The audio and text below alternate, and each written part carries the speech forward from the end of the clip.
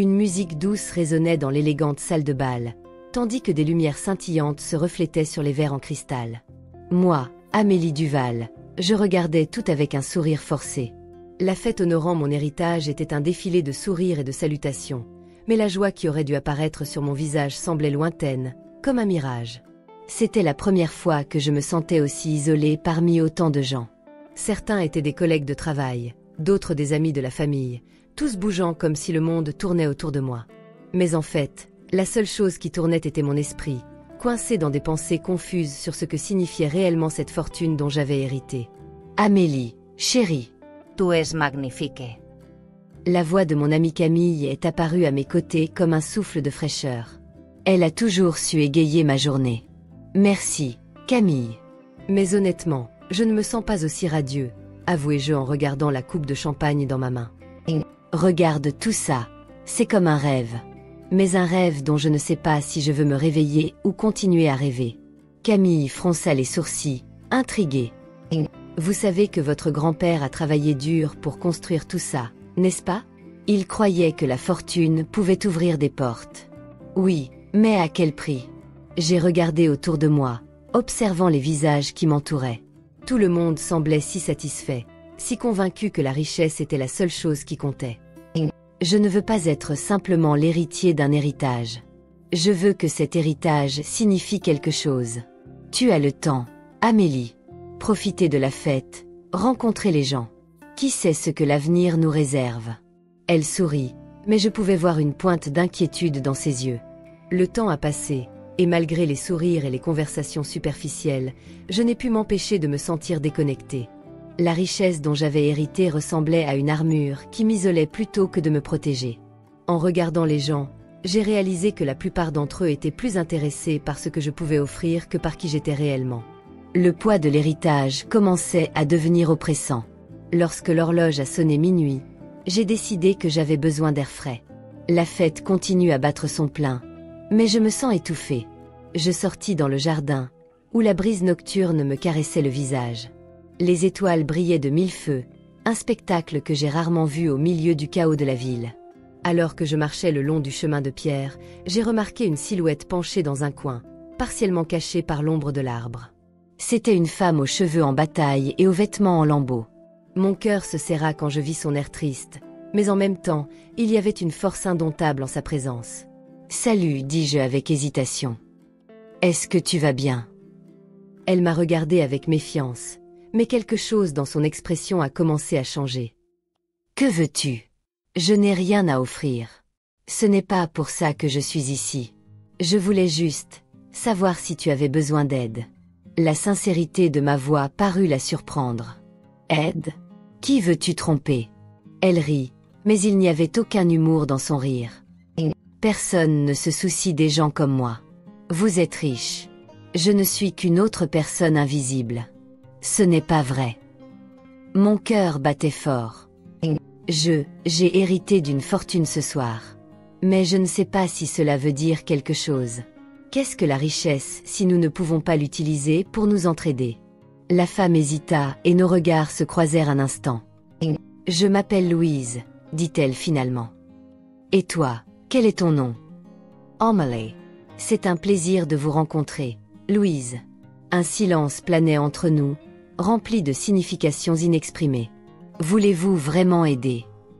demanda-t-elle, les soupçons toujours présents, mais avec une lueur d'espoir. « Oui, vraiment. Dites-moi comment je peux vous aider. » Ainsi, dans la pénombre de la nuit parisienne, une connexion inattendue a commencé à se nouer entre nous, comme un fil délicat qui pourrait devenir une corde solide. À ce moment-là, j'ai réalisé que la vraie richesse ne résidait pas dans les bijoux ou les demeures, mais dans la capacité de toucher la vie de quelqu'un d'autre. Le soleil commençait à se coucher sur Paris lorsque je décidai de retourner à l'endroit où j'avais retrouvé Louise. La lueur orange du ciel semblait refléter mes propres sentiments mitigés. J'étais anxieux. Un mélange de curiosité et d'inquiétude m'accompagnait. C'était étrange de penser qu'au milieu de la somptueuse fête célébrant mon héritage, j'avais trouvé un lien aussi authentique avec une femme qui vivait dans l'ombre de la ville. Quand je suis arrivée au parc, l'air frais de la nuit m'a enveloppée et j'ai pu voir Louise assise dans son coin habituel, enveloppée dans une couverture usée jusqu'à la corde. Mon cœur s'emballa alors que je m'approchais d'elle. « C'était comme si j'étais sur le point de franchir une ligne invisible, de quitter le monde des privilèges et d'entrer dans un espace où coexistent douleur et résilience. « Salut, Louise », ai-je appelé, essayant de paraître décontractée, mais l'émotion dans ma voix trahissait ma nervosité. « Je t'ai apporté des choses. » Elle leva les yeux, ses yeux brillants dans la faible lumière d'un réverbère. « Amelie, tu es vraiment revenue, dit-il, sa voix douce mais remplie d'une force qui m'a surpris. « Que as-tu apporté ?»« De la nourriture et des vêtements, » répondis-je en tendant le sac que j'avais préparé. « J'espère que ça vous plaira. » Louise a souri, un sourire qui a illuminé son visage et m'a fait chaud au cœur. « Tu es une bénédiction, chérie. Beaucoup de gens passent par ici et ne me regardent même pas. Il est rare que quelqu'un s'en soucie. Comment vas-tu ?» ai-je demandé en m'asseyant à côté de lui sur le banc froid. L'atmosphère était paisible, mais la tension dans ma poitrine ne s'est pas atténuée. J'avais besoin d'en savoir plus sur elle, sur ses difficultés. « Ah, tu sais ce que c'est », commença Louise avec un soupir qui semblait porter le poids de plusieurs années. « La vie est difficile, mais j'ai appris à survivre. Personne ne comprend vraiment ce que c'est que d'être ici sans un chez-soi. Si vous le pouvez, parlez-moi un peu de votre histoire, lui ai-je demandé en la regardant dans les yeux. « Je veux comprendre. » Louise hésita, comme si elle pesait ses mots. « J'ai grandi dans un quartier où la pauvreté et le racisme étaient notre pain quotidien. Ma famille a toujours eu des difficultés, mais les opportunités étaient rares. Je me souviens avoir rêvé d'un avenir meilleur, mais la réalité semblait toujours me faire reculer. À chaque mot qu'elle prononçait, un sentiment de malaise grandissait en moi. « Et que s'est-il passé ? Comment es-tu arrivée ici ?» Elle inspira profondément, comme pour chercher de la force. « Un jour, tout s'est effondré. J'ai perdu mon emploi et je ne pouvais plus payer le loyer. Les gens ne le voient pas, mais la vie dans la rue ne se limite pas à l'absence d'un toit. C'est une lutte constante pour la dignité et le respect. Les larmes ont commencé à s'accumuler dans mes yeux. Je suis désolée, Louise. C'est tellement injuste. Amélie, l'injustice n'est pas que la mienne. Il appartient à tant d'autres personnes qui luttent chaque jour. Et ce que vous ne savez pas, c'est que tout cela est lié à votre fortune, à votre famille. Ton grand-père Henri, il faisait partie du problème. J'avais l'impression que le sol s'était ouvert sous mes pieds. Qu'est-ce que tu veux dire par là ? Ai-je demandé, la voix tremblante. Les accords qu'il a conclus, les décisions qu'il a prises, tout cela a perpétué un système qui opprimait les gens comme moi. Votre héritage n'est pas seulement de la richesse, mais aussi de la douleur et de la souffrance, a-t-elle déclaré d'une voix ferme et directe. Vous devez comprendre que ce dont vous avez hérité n'est pas seulement un cadeau. C'est une responsabilité. Je restais silencieux, absorbant ses paroles. Le lien qu'il avait ressenti avec Louise était maintenant encore plus profond. C'était comme si elle me révélait non seulement son histoire, mais aussi une partie sombre de ma propre lignée. Louise, je ne savais pas. Je ne peux pas imaginer ce que cela a dû être pour vous. Tu as la chance de faire quelque chose de différent, Amélie. Cela pourrait être le changement que nous voulons tous voir, a-t-elle déclaré en me regardant dans les yeux avec une intensité qui m'a désarmée. Ces mots résonnaient dans mon esprit et je savais que ma vie ne serait plus jamais la même. La richesse dont il a hérité n'était pas un simple symbole de réussite, mais une invitation à réfléchir sur ce que signifie réellement être humain. La connexion que nous formions m'a poussé à regarder au-delà de moi-même et à considérer l'impact que je pouvais avoir sur le monde. Je m'assis à la table basse, l'arôme de l'espresso remplissant mes narines, tandis que la ville de Paris palpitait dehors. Le soleil du matin illuminait les rues, mais la lumière ne parvenait pas à dissiper l'ombre qui s'était installée dans mon cœur. Après avoir rencontré Louise, une SDF, et découvert que sa vie était liée à la sombre histoire de la fortune dont elle avait hérité, j'avais l'impression d'être au bord d'un gouffre, ne sachant pas si je devais y plonger ou battre en retraite. J'ai commandé un croissant, mais il m'a semblé insipide. Mon esprit était ailleurs, plongé dans les souvenirs des conversations que j'avais eues avec Louise. « Tu sais, Amélie, avait-elle dit d'une voix rauque, il y a beaucoup d'histoires qu'on préfère oublier. Et celles qu'on ne raconte pas sont celles qui font le plus mal. » Chaque mot semblait résonner dans mon être, créant un écho qui ne me laissait pas tranquille. C'est avec cette préoccupation que j'ai décidé que je devais mieux comprendre mon histoire familiale. Comment pourrais-je, moi, une jeune femme d'affaires avec un brillant avenir devant elle, perpétuer un héritage entaché d'injustice ? J'ai sorti mon téléphone portable et pris rendez-vous avec Jean-Pierre, l'avocat de la famille. Je savais qu'il aurait les réponses que je cherchais, mais je craignais que la vérité ne soit douloureuse.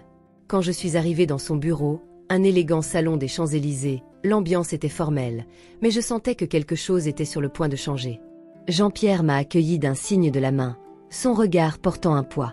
« Amélie, que puis-je faire pour toi aujourd'hui ?»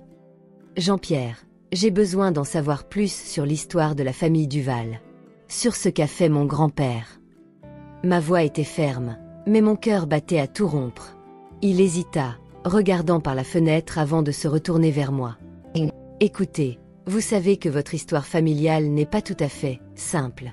Henri Duval était un homme d'affaires avisé, mais il était également impliqué dans des pratiques qui aujourd'hui seraient considérées comme assez discutables. Des questions comme... » J'ai insisté, sentant déjà que la réponse ne serait pas agréable. Ces entreprises étaient liées à des pratiques qui exploitaient les communautés vulnérables. Il pensait que le succès financier justifiait les moyens, et la vérité est que nombre de ces investissements étaient basés sur l'inégalité et l'oppression. Sa voix vacillait, comme s'il hésitait à continuer. « Vous parlez de racisme, n'est-ce pas ? Comment la fortune de ma famille s'est construite sur la souffrance des autres ? » Ma voix tremblait, mais j'avais besoin de savoir. Jean-Pierre hocha lentement la tête. « Oui, Amélie, ce que ton grand-père a fait était cruel. Et bon nombre des bienfaits dont tu bénéficies aujourd'hui sont profondément enracinés dans la douleur des autres. » J'avais l'impression que le sol s'était ouvert sous mes pieds. Ces mots étaient une lame tranchante et j'avais besoin de me ressaisir. « Et que proposez-vous que je fasse avec cette information ? Tu as du pouvoir, Amélie. Tu peux utiliser cet héritage pour changer les choses, pour aider ceux qui ont été lésés, » suggéra-t-il, l'air sérieux. J'ai quitté le bureau la tête qui tournait. Ce que Jean-Pierre avait dit n'était pas qu'une révélation, c'était un appel à l'action. J'avais besoin de parler à Camille, mon amie la plus proche, quelqu'un qui a toujours cru en moi et au changement que je pouvais apporter. J'ai attrapé mon téléphone portable et j'ai rapidement envoyé un message. « Camille, il faut qu'on se voie. C'est urgent. » Lorsque nous nous sommes rencontrés dans un petit parc, la douce brise faisait danser les feuilles des arbres. Camille a immédiatement réalisé que quelque chose n'allait pas. « Amélie, tu es pale. Que s'est-il passé ?» J'ai découvert des choses horribles sur mon grand-père. Il était impliqué dans des pratiques racistes, et la fortune dont j'ai hérité en est entachée. J'avais les larmes aux yeux, mais j'avais besoin d'être fort. Camille me tenait la main, sa présence réconfortante. « C'est dur à supporter. Mais cela ne définit pas qui vous êtes. Vous avez le choix de faire quelque chose de différent. Je ne peux pas rester les bras croisés pendant que Louise et tant d'autres souffrent à cause de ce que mon grand-père a fait. Je veux utiliser mon héritage pour aider, » ai-je déclaré, un nouveau feu s'allumant en moi. « Alors tu devrais le faire. Tu peux être le changement que tu veux voir. »« Faisons-le ensemble, » a répondu Camille, et pour la première fois depuis longtemps, l'espoir a commencé à surgir dans mon cœur. Avec une détermination renouvelée, je savais que mon voyage ne faisait que commencer. L'héritage de ma famille ne pouvait pas être une prison, mais plutôt un tremplin vers une véritable solidarité et réparation. La tension dans l'air était palpable alors que je me préparais pour l'événement caritatif dans l'élégante maison d'un homme d'affaires bien connu. Les invités, une élite qui s'est toujours entourée de glamour et de statues, ne savaient pas que, derrière la façade scintillante, j'étais aux prises avec un dilemme moral dévorant. La réaction de mes investisseurs et de ma famille face à mon amitié grandissante avec Louise, la femme sans abri qui est devenue ma confidente, était une préoccupation constante dans mon esprit. Ils n'ont pas compris ce que j'avais découvert. Pour eux, la fortune était un symbole de réussite et non un fardeau. « Amélie, tu dois comprendre que ton poste est précieux. Maintenir la réputation de la famille est crucial pour l'avenir de l'entreprise, » a déclaré Camille, mon amie et partenaire d'affaires, en ajustant le collier de perles qu'elle portait. Je la regardais, ressentant un mélange de gratitude et de frustration. « Tu ne peux pas être sérieux, Camille. Je ne peux pas ignorer ce que j'ai découvert sur le passé de ma famille. Louise, elle est victime de ce qu'a fait mon grand-père. Comment puis-je rester ici et faire comme si de rien n'était ?» J'ai répondu, sentant la douleur et la colère bouillonner dans ma poitrine. « Je sais, mais tu dois choisir tes combats. Cet événement est important et vous ne voulez pas créer d'inimitié. » Son regard était inquiet, Mais quelque chose en moi remuait, réclamant du changement. Alors que les invités commençaient à arriver, la salle se remplit de rires et de conversations superficielles. Je me sentais comme un intrus au milieu de tout cela, comme si j'étais au bord d'un précipice, avec la possibilité de tomber dans une nouvelle vie ou de rester piégé dans un héritage de douleur et d'injustice. La douce musique de fond semblait se moquer de mon trouble intérieur. C'est alors que je l'ai vu. Charles, un vieil ami de la famille, s'est approché de moi avec un sourire qui n'atteignait pas ses yeux. « Amélie, ma chérie, content de vous voir. Qu'avez-vous fait ? J'ai entendu des rumeurs selon lesquelles vous vous impliqueriez avec des gens moins privilégiés, dit-il, la voix pleine de mépris. J'ai pris une profonde inspiration. J'essaie de faire une différence, Charles. Et cela inclut d'aider Louise. Ah oui, la femme qui vit dans la rue. Je suis désolée, Amélie, mais tu ne peux vraiment pas prendre ça au sérieux. C'est une question de survie. Elle devrait assumer la responsabilité de ses choix. Tu ne penses pas ? Le mépris dans sa voix m'a fait ressentir une montée de colère. Ce n'est pas qu'une statistique, Charles. C'est une personne, tout comme toi et moi. Et si vous ne le voyez pas, vous faites peut-être partie du problème. Les mots s'échappèrent de mes lèvres avant que je puisse m'en empêcher. Les regards se sont tournés vers nous. Le murmure dans la pièce s'intensifia et une vague de tension parcourut la pièce. Les masques de civilité ont commencé à tomber. Charles, surpris, tenta de reprendre le contrôle. « Amélie, ne sois pas naïve. Le monde est plus compliqué que vous ne l'imaginez. » Compliqué, oui. Mais cela ne veut pas dire que nous devons fermer les yeux sur l'injustice. Louise est une survivante d'un système alimenté par la richesse de mes ancêtres. Je ne peux pas simplement l'ignorer. La fermeté de ma voix a surpris tout le monde, moi y compris. Avant que Charles ne puisse répondre, j'ai senti une main sur mon épaule. C'était Camille, son expression mêlée d'inquiétude et de fierté. « Amélie, on devrait peut-être s'éloigner un peu. Cela ne se terminera peut-être pas bien. Mais je ne voulais pas m'éloigner. Je voulais crier, je voulais que tout le monde entende. Non, Camille. Je ne peux pas me taire. Le moment est venu de confronter ces vérités. J'ai regardé autour de moi, trouvant des regards confus, certains désapprobateurs, d'autres curieux. Si nous ne faisons rien maintenant, nous perpétuerons les injustices du passé. Louise mérite que son histoire soit racontée. Le silence s'est emparé de l'environnement. Le poids de mes mots semblait se répercuter sur les murs de la pièce. Charles, incapable de répondre, s'éloigna, son expression étant un mélange d'incrédulité et de colère. J'ai senti mon cœur s'emballer, mais en même temps une vague de soulagement. J'avais pris une décision. La lutte pour la justice ne serait pas facile, mais je n'étais plus disposée à me cacher derrière mon héritage. À partir de ce moment, la pièce se remit à bourdonner, mais une nouvelle énergie était présente. J'avais fait le premier pas vers quelque chose de plus grand, un chemin qui pourrait changer non seulement ma vie, mais aussi celle de Louise et de tant d'autres personnes qui souffraient en silence. Ce qui allait suivre n'était pas clair, mais je savais que je ne ferais pas marche arrière.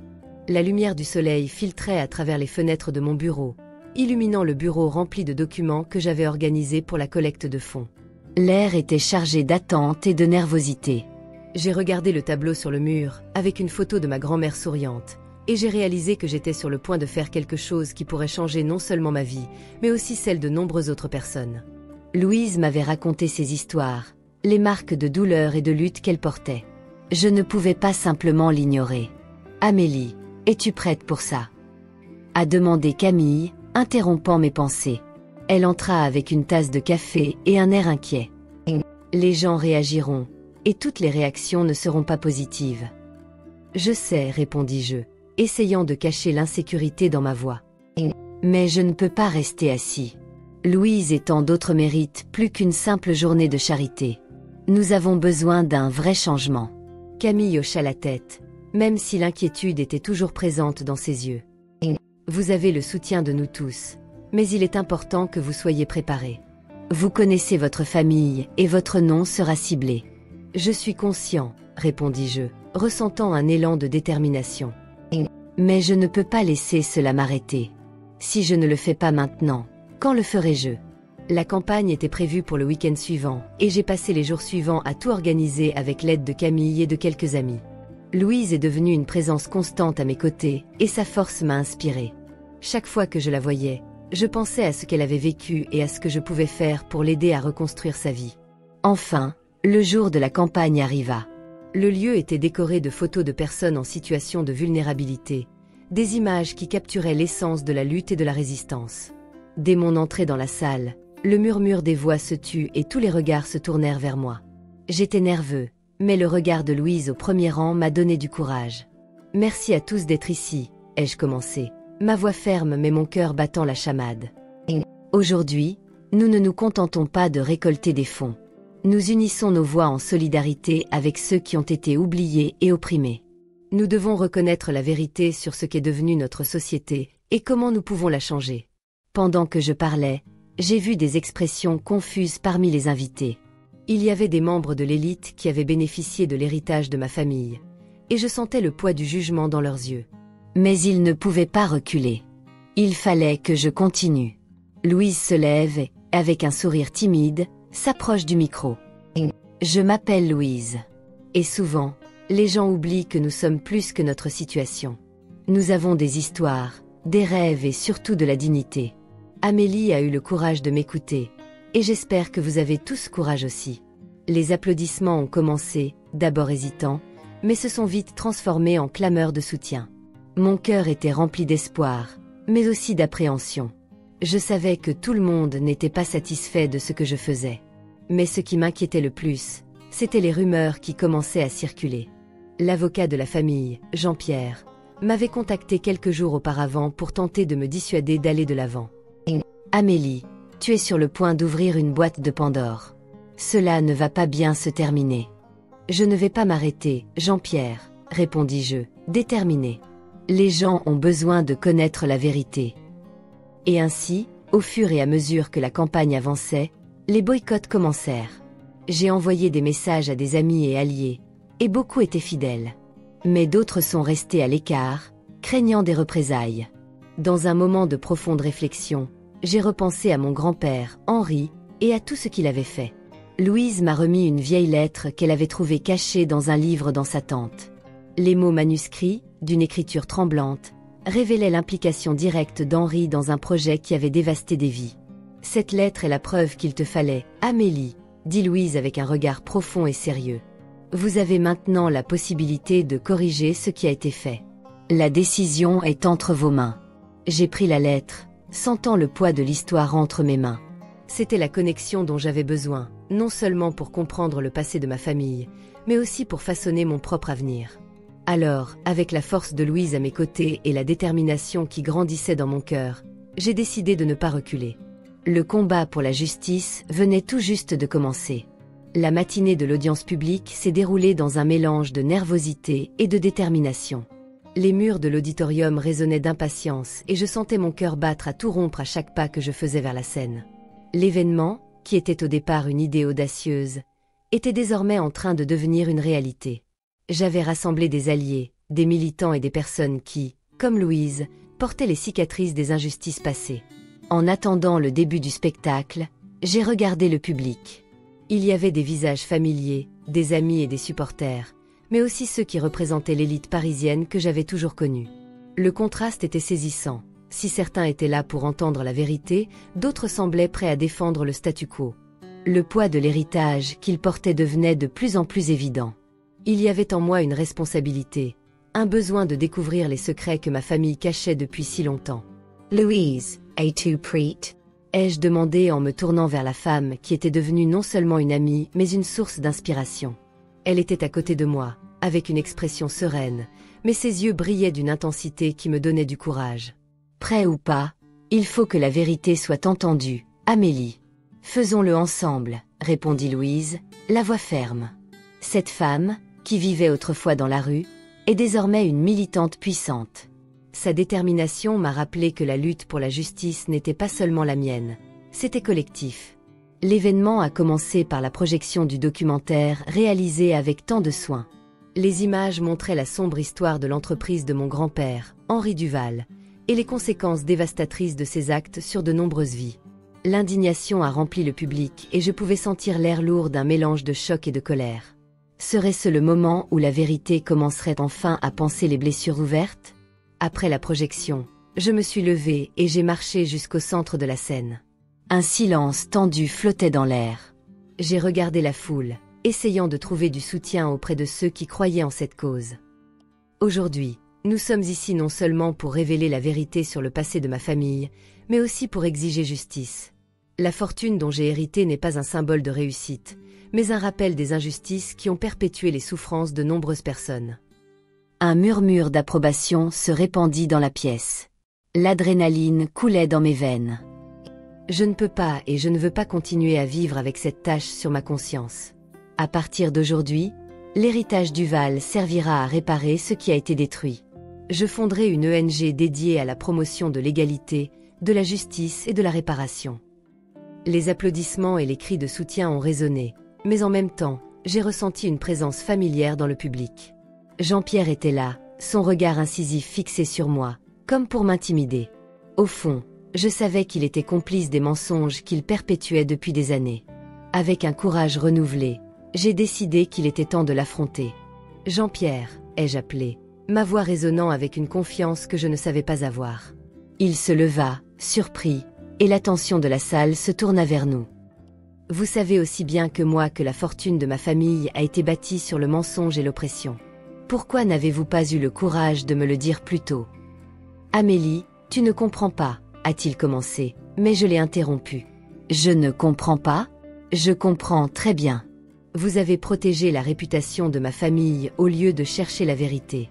Fini les mensonges. L'indignation dans ma voix était palpable et je savais que chaque mot résonnait dans l'esprit de toutes les personnes présentes. La pièce était silencieuse, mais je sentais l'énergie palpiter. À partir d'aujourd'hui, je ne serai plus une héritière passive. J'utiliserai cette fortune pour faire le bien. Et toi, Jean-Pierre, tu n'auras plus de pouvoir sur ma vie ni sur l'héritage de la famille Duval.